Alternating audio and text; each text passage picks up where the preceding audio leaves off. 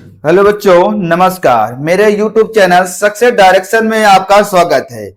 जैसा कि आज हम लोग देखेंगे कक्षा 10 का पहला चैप्टर, जिसे नाम है वास्तविक संख्या यानी रियल नंबर। मैंने एक वीडियो आपको इसके पहले अपलोड किया था, जिस पर मैंने ये दिखाया था बच्चों कि कौन सब्जेक्ट आपको पढ़ाएंगे, और उसमें से सारी चीजें आपने वो वीडियो देख लिया होगा। और जो बच्चे नहीं देखे हैं वो वीडियो जरूर देख ले। दूसरी सूचना कि अभी हाल ही में मैंने फिर से एक वीडियो अपलोड कराया है, जिस पर उसमें हिमांशु सर ने बताया है कि इंग्लिश पर टॉप कैसे करें, क्योंकि अभी शुरुआती स्तर है। कैसे पढ़ें इंग्लिश को, क्या चीजें पहले कवर करें। ठीक है, उन्होंने अपने इंट्रोडक्शन में सारी चीजें दर्शाई है, चैप्टर वाइज चैप्टर बताया है। ऑब्जेक्टिव क्वेश्चन को, सब्जेक्टिव क्वेश्चन को कैसे कवर करना है, जो बच्चे बिल्कुल लो लेवल पर हैं उनको हाई कैसे ले जाना है, और जो हाई लेवल पर हैं उनको भी कैसे कवर कराना है।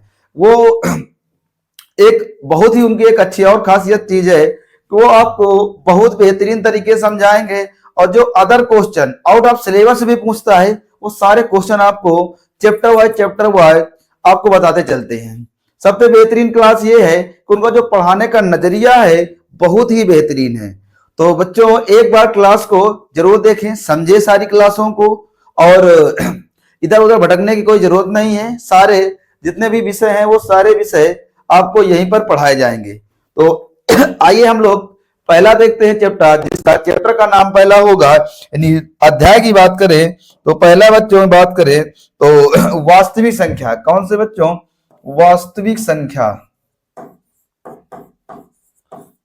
वास्तविक संख्या, वास्तविक संख्या जिसे बच्चों क्या बोलते हैं? Real number. क्या बोलते हैं?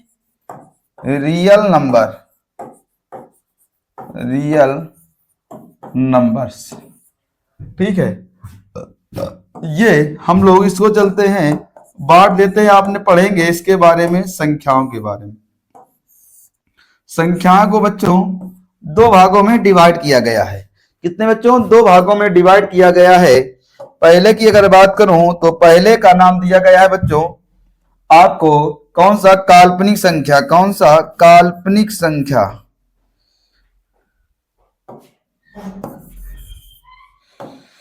काल्पनिक संख्या,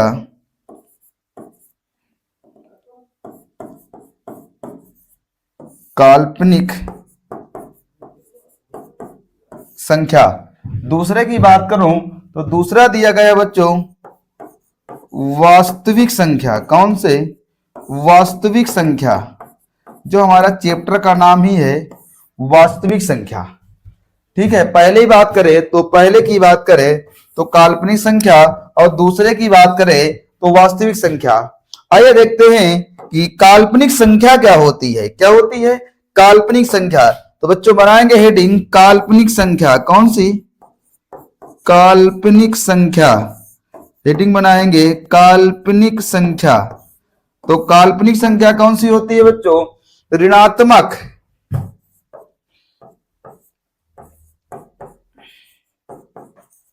ऋणात्मक संख्याओं का वर्गमूल,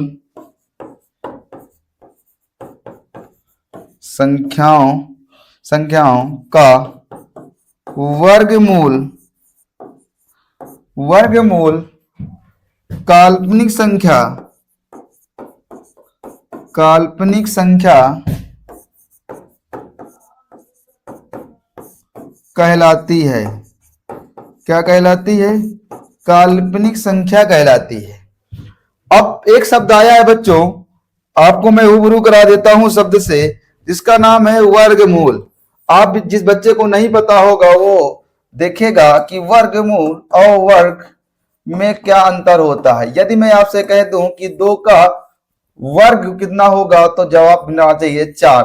पूछूं 4 का वर्गमूल कितना होगा? 2। यानी कहने का तात्पर्य हुआ कि जब वर्ग कहा जाए, लिखा है छोटा, तो छोटे से बड़े की ओर, वर्गमूल कहा जाए तो बड़े से छोटे की ओर। ये बच्चों रहा। तो आइए इसके उदाहरण देख लेते हैं काल्पनिक। तो इसके उदाहरण की बात करें प्यारे, तो उदाहरण कौन सा होगे? उदाहरण की बात करें तो अंडर रूट, क्या हो जाएंगे? अंडर रूट,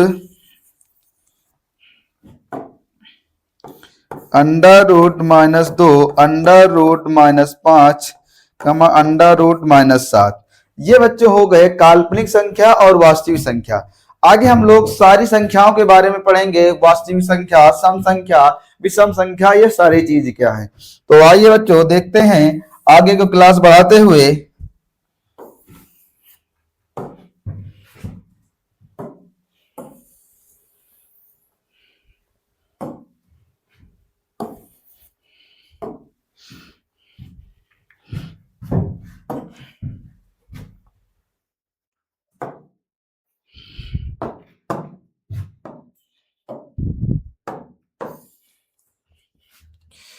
पहले की बात करते हैं तो पहला बच्चों पढ़ेंगे हम लोग प्राकृतिक संख्या। क्या पढ़ेंगे?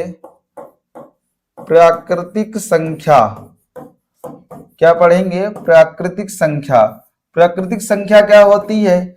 ऐसी संख्या जो एक से शुरू हो और अनंत तक जाए। ऐसी संख्या जो एक से शुरू हो और अनंत तक जाए वो क्या कहलाती है? प्राकृतिक संख्या। यानी 1, 2, 3, 4, 5, 6 डैश डैश।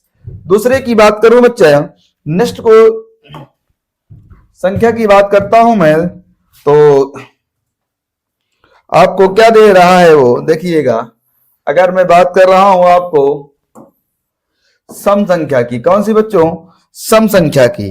तो आइए देखते हैं दूसरी संख्या क्या है। यानी दूसरे की बात करूं तो दूसरी आती है सम संख्या। क्या आती है? सम संख्या। और इसके बाद तीसरी आएगी बच्चों विषम संख्या। क्या आ जाएगी? विषम संख्या। विषम संख्या। सम संख्या क्या होती है प्यारों? सम संख्या ऐसी संख्या जो 2 से पूर्णतः विभाजित हो जाए, कुछ ना बचे, कोई शेषफल ना बचे। मतलब ऐसी संख्या जो 2 से डिवाइड करने पर यानी 2 से भाग देने पर आपको कुछ भी ना बचे, उसे कहते हैं सम संख्या। जैसे कह दिया जाए आपसे 2, 4, 6, 8, 10। आइए देखते हैं विषम संख्या। विषम संख्या 3, 5, 7 और 9। यानी ऐसी संख्या जो 2 से विभाजित करने पर कोई शेषफल ना बचे। सॉरी, विषम संख्या में कुछ शेषफल बचे। सम में है उस पर शेष बचे, पर विषम में कुछ शेषफल बचे। देखो 2 से डिवाइड करेंगे, 2 का नाम 2, एक शेषफल। मतलब ऐसी संख्या जिसमें कुछ शेषफल बचे, 1 बचे, 0, मतलब 0 तो कट ही गया, वो तो सम संख्या हो जाएगी। अगर विषम की बात करूं तो वहां पर शेषफल बचना चाहिए। तो ऐसी संख्या जो 2 से, अगर कोई परिभाषा पूछता तो ऐसी संख्या 2 से विभाजित करने पर जिस पर कुछ शेषफल बचे, या दूसरी डेफिनेशन कह सकते हैं ऐसी संख्या जो 2 से पूर्णतः विभाजित ना हो। ऐसी संख्या जो 2 से पूर्णतः विभाजित ना हो उसे क्या कहते हैं? विषम संख्या कहते हैं। आइए देखते हैं तीसरी संख्या। तीसरी संख्या बच्चों दी गई है आपको पूर्ण संख्या। कौन सी प्यारे? पूर्ण संख्या। पूर्ण संख्या क्या है प्यारे?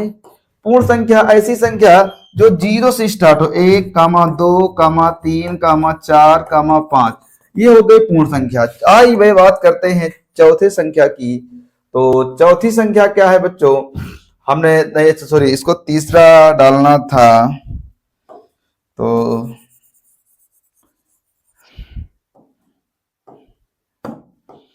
ये बच्चों है चौथी संख्या। हम पढ़ने जा रहे हैं पांचवी पढ़ रहे हैं बच्चों पूर्णांक संख्या। कौन सी पढ़ रहे हैं? पूर्णांक संख्या।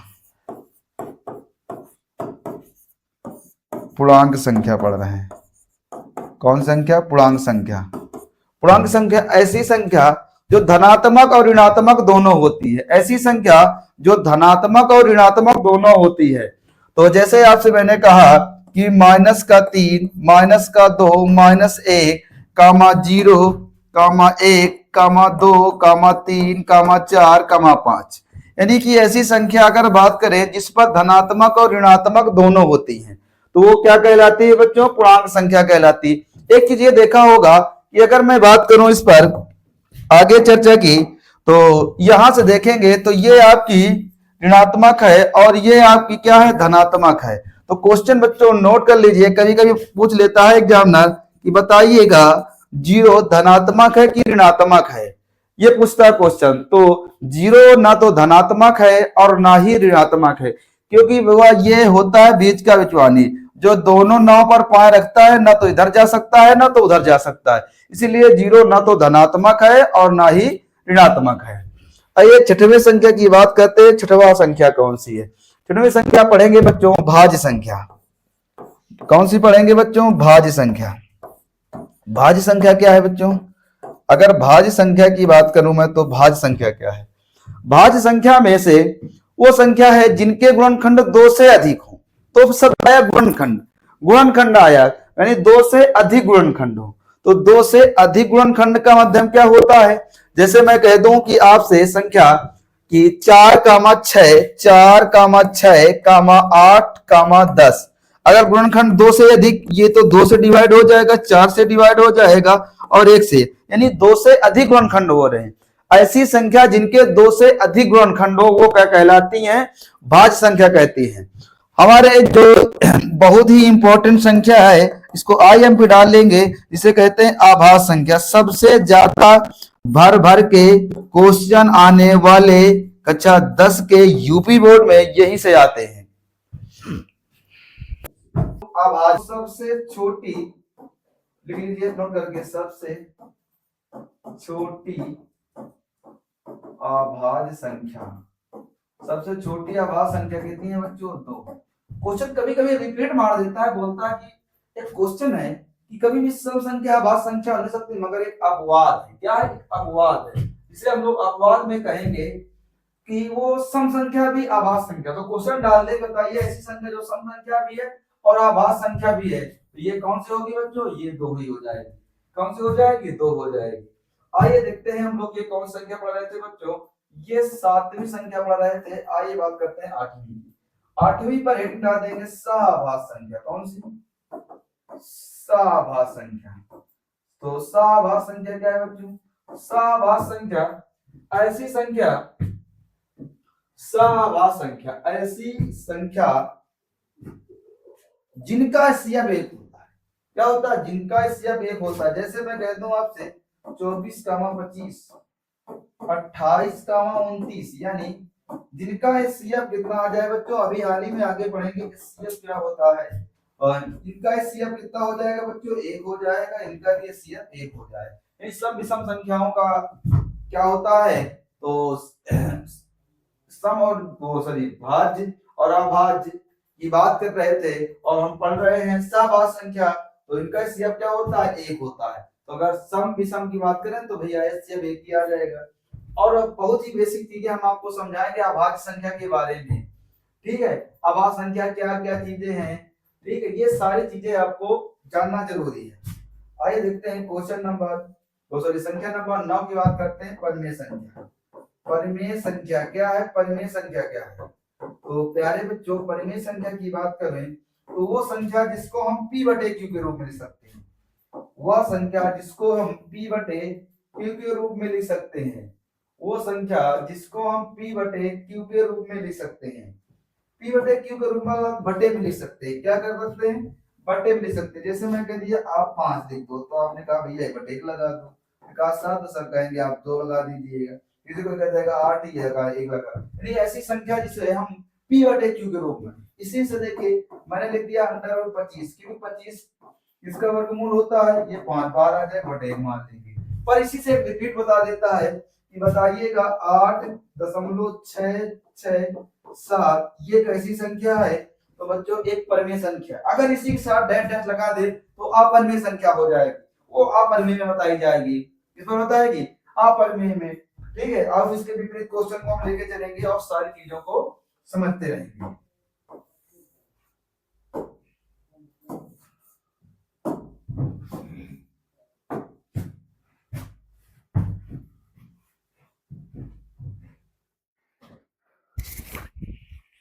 तो बच्चों आपने क्या क्या चीजें किस किस के चीजों के बारे में देखा, तो हम लोगों ने सारी चीजों के बारे में देख लिया है। क्या क्या चीजें आपको दी गई थी। हम लोगों ने बच्चों आभाज्य संख्या के बारे में देखा। एक बार मैं फिर आपको रूबरू कर दे रहा हूं। जैसे आभाज्य संख्या, आभाज्य संख्या में क्या है? तो आभाज्य संख्या क्या है? आभाज्य संख्या की बात करें तो आभाज्य संख्या में ऐसी संख्या जिनके गुणनखंड 2 से अधिक ना हो। जिनके गुणनखंड क्या हो? 2 से अधिक ना हो। जैसे मैंने कह दिया आपसे क्या है? 3, 5, 7, 11 और इसी पर 1, 2 होती है। क्या है, इसी पर 2 से क्या क्या रिपीट बनाएगा, बताएगा कि बताइए सबसे छोटी आभाज्य संख्या कौन सी होगी, कौन सी होगी सबसे छोटी आभाज्य संख्या, सबसे छोटी आभाज्य संख्या, सबसे छोटी आभाज्य संख्या कौन सी होगी प्यारे बच्चों, तो कितनी हो जाएगी, 2 हो जाए, सबसे छोटी आभाज्य संख्या 2। परंतु ऐसी संख्या जो सम संख्या हो आभाज्य संख्या भी हो तो कौन सी टिक लगाएंगे बच्चों, 2, कौन सी लगाएंगे, 2। ये चीज को विशेष ध्यान रखना है, ठीक है। और एक चीज इसी पर अगर आपसे कोई पूछे कि बताइए आभाज्य संख्याओं का एचसीएफ क्या होता है, आभाज्य संख्याओं का एचसीएफ ध्यान रखिएगा, आइए देखेंगे। एचसीएफ हमेशा कितना होता है बच्चों, हमेशा 1 होता है, ये ध्यान रखेंगे दिमाग में, हमेशा एचसीएफ इनका 1 होता है। और आभाज्य संख्या क्या पूछेगा, बताएगा आभाज्य संख्या का एलसीएम क्या होता है, तो एलसीएम क्या होता है, दोनों संख्याएं यानी दोनों, या इसे कह दो हम लोग दोनों या सभी संख्याओं का, सभी संख्याओं का, सभी संख्याओं का, सभी संख्याओं का गुणनफल, क्या है, सभी संख्याओं का गुणनफल। जितने भी आभाज्य संख्या थे बच्चों, सवाल बन रहे थे, मैंने बेसिक पर सारी चीजें बच्चों आपको मैंने बता दी, सारी चीजें आपको समझ में आ रही होंगी बच्चों। आइए देखते हैं हम लोग आगे चीजों को, कौन कौन संख्या है। तो आइए बात करते हैं बच्चों हम लोग सभाज्य संख्या, कौन सी बच्चों, सभाज्य संख्या, इससे भी क्वेश्चन बनाता है आपकी क्लास में। सभाज्य संख्या, सभाज्य संख्या क्या होती है, ऐसी संख्या जिनका एचसीएफ हमेशा 1 होता है, जैसे कहा जाए आपको 26, 29, 31, 32, इनका एचसीएफ क्या होता है बच्चों, हमेशा 1 होता है। अब आपको पढ़ाता हूं मैं इसके बाद की संख्या, यानी 9वीं संख्या आपकी पड़ जाएगी, 8वीं संख्या थी, ये 9वीं संख्या परिमेय संख्या, कौन सी बच्चों, परिमेय संख्या। परिमेय संख्या क्या है बच्चों, ऐसी संख्या जिसको हम p बटे q के रूप में लिख सकते हैं, परंतु q का मान 0 नहीं होना चाहिए। जैसे मैंने कह दिया आपसे कि 5, तो आपने कहा बटे 1, मैंने अगर 8 बटे 7, ये भी परिमेय संख्या, 9 बटे 11, ये क्या है, एक परिमेय संख्या है, और 3 बटे 6, ये भी एक परिमेय संख्या है। और इसी को मैं कह दिया बच्चों, क्या कह दिया मैंने, इसको कह दिया 0 बटे 7, ये भी एक परिमेय संख्या, पर तो उन्होंने कहा है p not equal to 0, p बटे q नॉट इक्वल टू 0, यानी q p बटे q, p बटे q, तो p बटे q में q का मान 0 नहीं होना चाहिए, यानी q का मान 0 नहीं होना चाहिए, यानी अगर ये है यानी q का ये इक्वल मतलब नीचे हर में नहीं होना चाहिए। और पाई की बात करें तो बच्चों पाई का मान, यानी कि पाई का जो मान होता है वो क्या होता है बच्चों, परिमेय होता है, क्योंकि उसको 22 बटे 7 में लिख सकते हैं। और यहां से और क्वेश्चन प्यारे बच्चों रहेगा, कह देगा 6.87, ये लिख देगा, 8 लिख देगा, 3 लिख देगा, और कह देगा बताइए कि परिमेय है कि अपरिमेय है। तो ये क्या है, एक परिमेय संख्या है। कोई संख्या रूट से बाहर आ जाती है, जैसे मैंने कह दिया 25, मैंने कह दिया 36, 25 से 5 बाहर आएगा, 6 से 36 से 6 बाहर आ जाएगा, ये क्या हो जाएंगी बच्चों, परिमेय संख्या हो जाएंगी। आपने सारी चीजें परिमेय संख्या को देख लिया होगा, तो आइए देखते हैं बच्चों अपरिमेय क्या है, क्या है अपरिमेय क्या है। तो अपरिमेय की बात करें तो अपरिमेय कौन सी बच्चों, 10वीं संख्या अपरिमेय संख्या। अपरिमेय क्या है, अपरिमेय संख्या ऐसी संख्या जिसको हम वर्गमूल नहीं ज्ञात कर सकते, जैसे वर्गमूल, जैसे मैंने कह दिया 11, ये 7, ये 28, इन संख्याओं को कोई संख्या बाहर नहीं आ सकती, ये कैसी संख्या कहलाएगी बच्चों, अपरिमेय संख्या। और नोट करके लिख लेंगे, नोट करके, जो पाई होती है, पाई क्या है, पाई, पाई ये क्या है बच्चों, अपरिमेय है, क्या है, अपरिमेय है। अपरिमेय है। ठीक बच्चों, और इसी को आपसे पूछेगा 6.87 ऐसे डेट डेट डेट डेट लगा दे तो ये क्या होगा बच्चों, ये भी एक अपरिमेय संख्या होगी। कौन सी होगी? अपरिमेय संख्या होगी।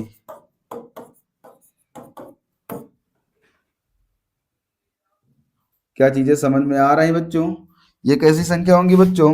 ये अपरिमेय संख्या होंगी। कौन सी होंगी बच्चों? ये होगी अपरिमेय संख्या। अपरिमेय संख्या। क्या चीजें समझ आ रही हैं बच्चों?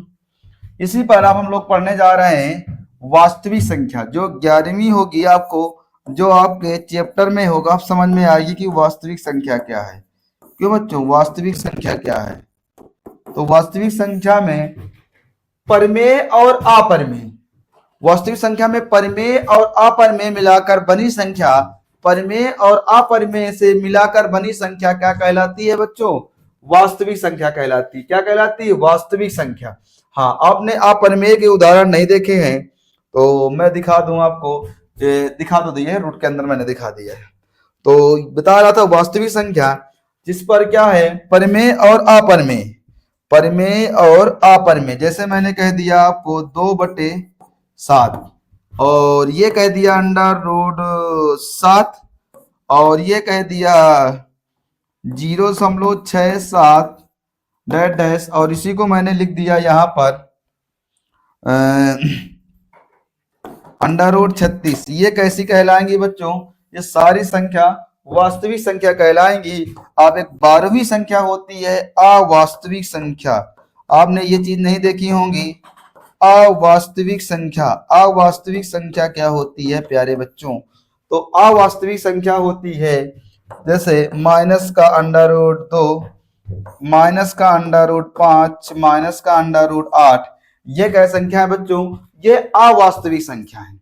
अवास्तविक संख्या का मतलब होता है सारी संख्याएं बच्चों मैंने आपको रूबरू करा दिया है। क्या करा दिया गया है? मैंने आपको सारी संख्याओं का रूबरू करा दिया है। अब बच्चों हम लोग पढ़ने जा रहे हैं इस चैप्टर के बारे में। क्या पढ़ने जा रहे हैं? इस चैप्टर के बारे में। तो सारी चीज को हमें देखना जरूरी है। अब हेडिंग बनाएंगे अंक गणित की आधारभूत प्रमेय। आपको किसी ने नहीं बताया होगा अंक गणित की आधारभूत प्रमेय। आधारभूत प्रमेय,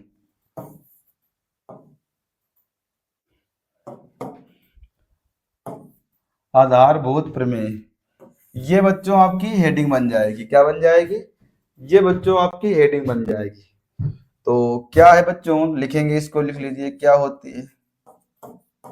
प्रत्येक भाज्य, प्रत्येक भाज्य संख्या को अभाज्य, अभाज्य संख्याओं, अभाज्य संख्याओं, अभाज्य संख्याओं की घात, की घात, की घातों के गुणनफल, गुणनफल के रूप में, के रूप में, के रूप में लिखने वाली विधि को, लिखने वाली विधि को, लिखने वाली विधि को, विधि अंक गणित की आधारभूत, अंक गणित की आधारभूत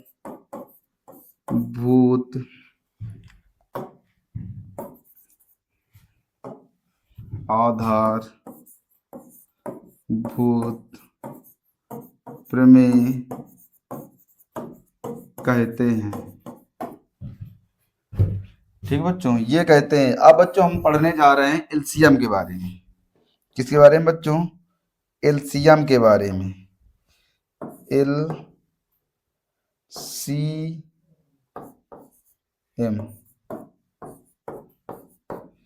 किसके बारे में बच्चों? एलसीएम के बारे में। एलसीएम के बारे में। लोरेस्ट यानी LVE, common COMMON, common. M से होता है मल्टीपल। क्या होता है? मल्टीपल। अच्छा बच्चों, एक चीज ये समझेंगे, ये बच्चों इनके फुल फॉर्म हो गए। ठीक है, एलसीएम का फुल फॉर्म होगा। एलसीएम किसे कहते हैं? हेडिंग बनाएंगे, एलसीएम किसे कहते हैं। एलसीएम किसे कहते हैं? अब समझिएगा कि एलसीएम किसे कहते हैं। ये सारी चीज आप इस पर पढ़ेंगे तो हेडिंग बनाएंगे, एलसीएम किसे कहते हैं। एलसीएम किसे कहते हैं। क्या हेडिंग बनाए बच्चों? एलसीएम किसे कहते हैं। अगर एलसीएम किसे कहते हैं तो वह छोटी से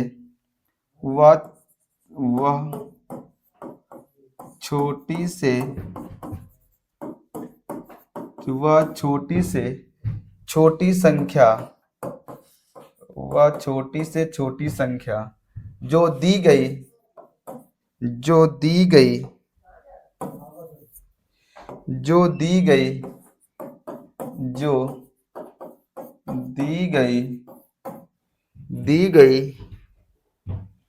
संख्याओं से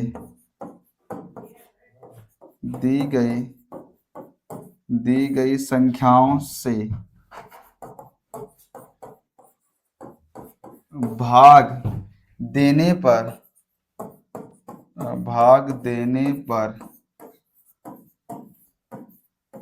पूर्णतया विभक्ति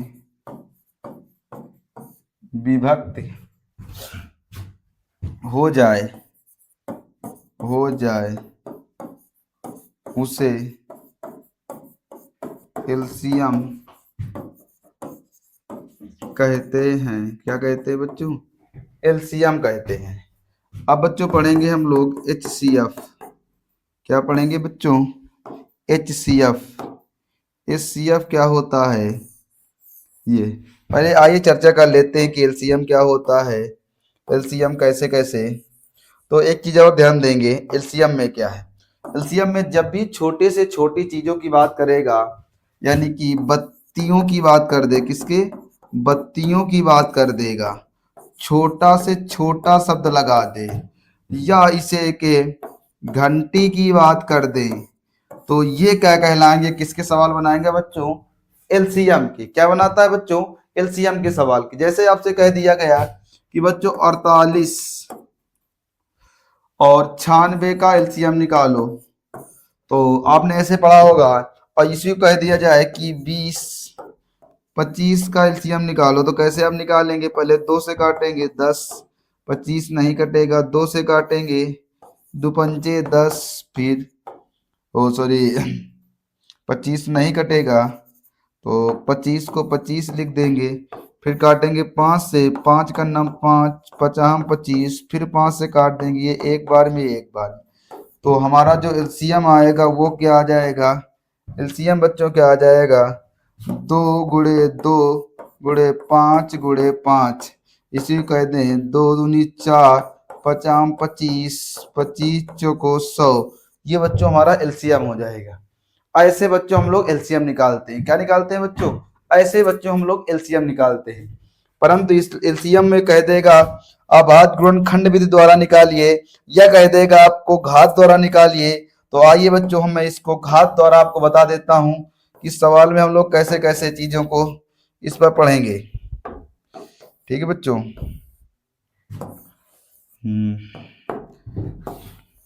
बच्चों लगातार मेहनत करते रहिएगा और सभी लोग वीडियो को शेयर कर दीजिएगा, क्योंकि आप लोग जितना शेयर करेंगे उतना हम लोगों का मनोबल बढ़ता है। तो सारी चीजें बच्चों आप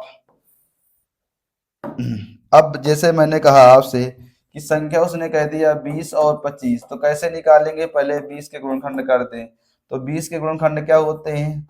2 की पावर 2 हो जाएगा। 25 के गुणनखंड करेंगे तो 5 की पावर कितना हो जाएगा? 2 हो जाएगा। तो बच्चों इस पर एलसीएम निकालना होता है, तो एलसीएम में सबसे बड़ी घात देखते हैं सब में मिले। तो यहाँ 2 की पावर 4, 2 का पावर 2 का मान कितना होता है? 4, 5 की पावर 2 का मान कितना होता है? 25। यहाँ से कितना हो जाएगा? 100। इसी को कह दो कि बताइए बच्चों, आपको एलसीएम निकालना है। कह दिया जाए आपको को 2 की पावर 3, 5 की पावर 3 और इसके बाद कर दिया जाए, लिख दिया जाए बच्चों 3। एक संख्या दे दिया, इसको लिख दिया जाए 2 गुणे 5 गुणे 3 कह दिया जाए। यहाँ से बच्चों इसको कर देता हूँ मैं 7, समझ में आ जाएगा। तो बच्चों इसको लिख देता हूँ 7। अब कह दे आपसे एलसीएम निकालना है। क्या निकालना है प्यारे बच्चों? एलसीएम। तो एलसीएम क्या है? एलसीएम की बात करें तो एलसीएम में क्या है? एलसीएम में बच्चों सबसे बड़ी घात देखते सब में मिले ना मिले। तो 2 की पावर 3 है यहाँ पर, 2 की पावर कितना है? 2 की पावर 3 है, यहाँ पर 1 है। तो एलसीएम में सबसे बड़ी घात यानी 2 की पावर 3 लेंगे। इसका क्या है? यहाँ 5 की पावर 3 है, यहाँ पर 1 छिपी होती है, तो 5 की पावर 3 लेंगे। और इसके बाद यहाँ 3 है, यहाँ नहीं है तो भी 3 ले लेंगे। यहाँ पर 7 है, यहाँ पर 7 नहीं है तो भी 7 ले लेंगे। ये बच्चों बस सॉल्व कर लेंगे। ये हमारा क्या होगा? एलसीएम निकालने का तरीका होगा। आई वो समझ में आ रहा होगा। और एक चीज और, अगर एलसीएम का आपको कोई एलसीएम का हिंदी नाम पूछे तो हिंदी नाम क्या होता है? हिंदी नाम होता है लघुत्तम। क्या होता है? लघुत्तम समापवर्त। क्या होता है? समापवर्त। समापवर्तक नहीं होता है बच्चों, गलत होता है। ऐसे लिखा जाएगा ये समापवर्त, ये बच्चों होता है। क्या चीजें समझ में आ रही हैं? आइए देखते हैं हम लोग एचसीएफ क्या है। क्या बच्चों? एचसीएफ क्या है? एचसीएफ क्या है? तो प्यारे बच्चों हेडिंग बनाएंगे एचसीएफ। क्या बनाएंगे? एचसीएफ। एचसीएफ का हिंदी नाम होता है महत्तम समापवर्तक। समापवर्तक क्या होता है? महत्तम समापवर्तक। एच से बात करूं तो हाईएस्ट होता है HIGHEST। एलसीएम। सी से क्या हो जाएगा? आप लोग पढ़े होंगे कॉमन। क्या हो जाएगा? कॉमन। और एफ की बात करूं तो ये होता है फैक्टर। क्या होता है बच्चों? फैक्टर। ठीक है बच्चों, क्या चीजें समझ में आ रही बच्चों? तो हेडिंग बनाएंगे बच्चों एचसीएफ किसे कहते हैं? हेडिंग बनाएंगे एचसीएफ। एचसीएफ किसे कहते हैं? एचसीएफ कहते हैं वह बड़ी से बड़ी संख्या, वह बड़ी से बड़ी संख्या जो दी गई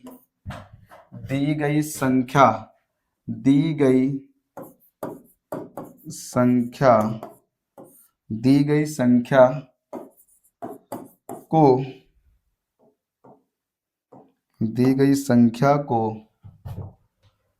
भाग देने पर, दी गई संख्या को भाग देने पर पूर्णतया विभक्ति हो जाए,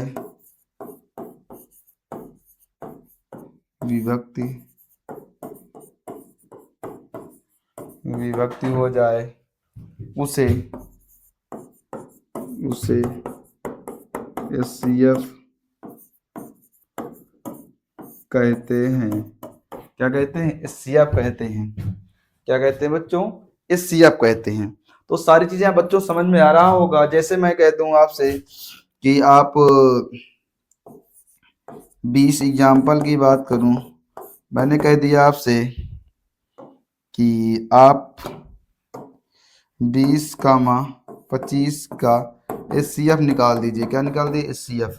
तो कैसे आप निकालेंगे? सबसे पहले आप 20 को इधर लिखना है, 25 को इधर लिखना है, एक बार में जाएगा तो 20 से करना 20, इधर लिखेंगे 5, आ जाएगा 0, ये 20 इधर उठा के लाएंगे, 5 को 20 कितना, तो ये हमारा अगर बात करें तो 20, 25 का जो HCF होगा वो कितना निकल के आ जाएगा बच्चों? 5 आ जाएगा। कितना आ जाएगा बच्चों? 5 निकल के आ जाएगा। अगर इसी की बात करें बच्चों, चर्चा की, अगर इस पर एक फार्मूला चलता है बच्चों। हाँ, इस पर जब बड़ी से बड़ी की बात करेगा तो इसको बच्चों HCF निकालेंगे। क्या निकालेंगे बच्चों? HCF निकालेंगे। क्या निकालेंगे बच्चों? HCF निकालेंगे। इस पर एक बच्चों एक फार्मूला होता है जो पूरे में यूज होगा, एक ही फार्मूला। कौन सा बच्चों? एक ही फार्मूला आपको बच्चों यूज होने वाला है। मात्र एक ही फार्मूला है जो बच्चों यूज होने वाला है। क्या है? जो बच्चों यूज होने वाला है। क्या है? फार्मूला होता है, फार्मूला क्या होता है? पहली संख्या